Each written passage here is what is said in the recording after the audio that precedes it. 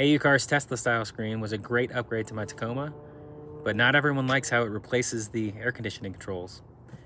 They listened and they came out with a stock replacement unit that is not quite as big. Let's open it up and see what it looks like.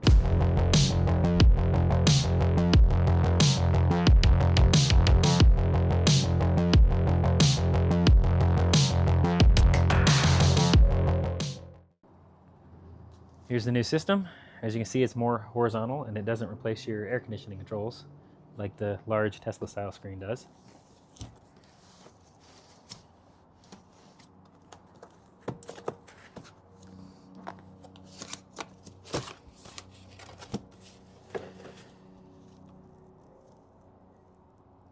SIM card adapters, warranty information, got a sticker.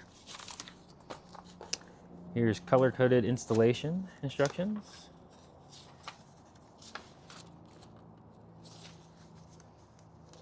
All these things are just plug and play.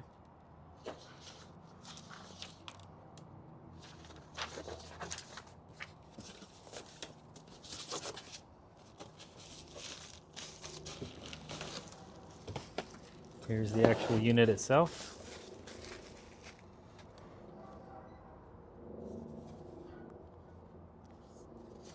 It has knobs. A lot of people really like knobs for some reason. The buttons feel good and sturdy. It doesn't feel like cheap plastic. Here's the back of the unit. It's already got a little antenna built into it. That's interesting. And you have your bag of parts. Let's set this aside.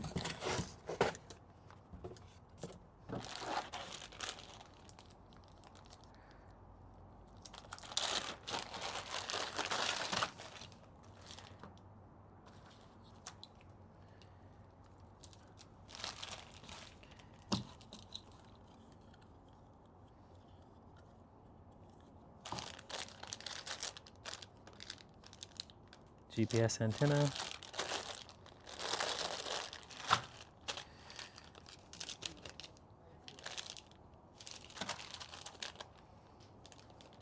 External microphone, should you choose to use it. It does have a mic built in like the Tesla style screen has, so you don't need to use this part. Let's go inside and hold it up and see what the difference is. And here's the difference between the new one and the Tesla style. As you can see, they're fairly similar in size, but they have a different orientation. I think the Tesla one is about 1.5 inches bigger overall. Here's the difference in the screen size between the factory unit and the new one. I'd say that's pretty significant. Here's a side-by-side comparison of the 3 screens. Which look do you like best? Go ahead and let me know in the comments. Let's jump into the installation of the new stereo. In case you're unaware, the old one is literally just held on by clips. So you just kind of grab it around the edges and pop this thing out.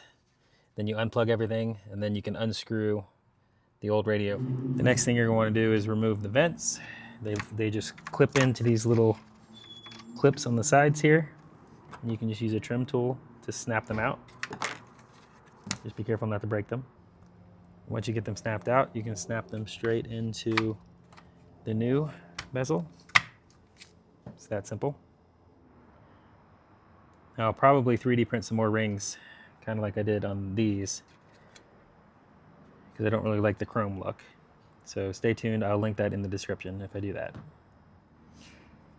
But with it sitting in this position, you are ready. You can grab the wiring harnesses and we can go plug everything in. Now, as far as wiring goes, it's going to vary by vehicle. Mine is a 16. So I went ahead and gathered together all of these wiring harnesses. Then I went to the picture with the back of the radio and I plugged in everything in the picture. I also plugged in the GPS because I know I'm going to use that.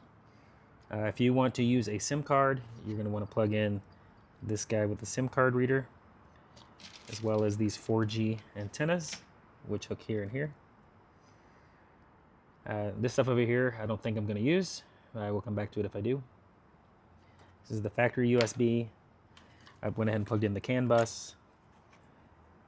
So there's the adapters for the cameras. I know this looks like a mess, but every one of your factory plugs should have a home. In my case, I also wired in the front camera that I have. There's going to be a bunch of plugs coming off of this that are not used. Don't worry about those. Such as this plug doesn't get used. I think this is the factory GPS antenna, but I'm using the new one. Couple of tips: if you try to plug in the plug and it doesn't go in all the way, look inside the connector and make sure your pins are straight.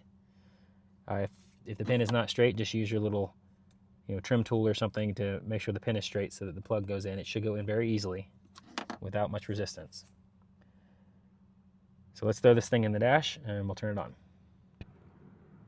I also like to take the GPS antenna and just shove it up underneath the dashboard to get it as close to the front as possible. Here's a final look. If you like what you see, you can use coupon code InfoSponge to save $100. I did go ahead and do the new trim rings. I will put up a link to those in the description, and I'll post a quick video on how to change them out. I'll come back in a month or so with another video reviewing the operation of the unit, but so far, it's pretty impressive. And just like that, the installation is complete. Now you can enjoy your new radio. Don't forget to like and subscribe, and we'll see you in the next video.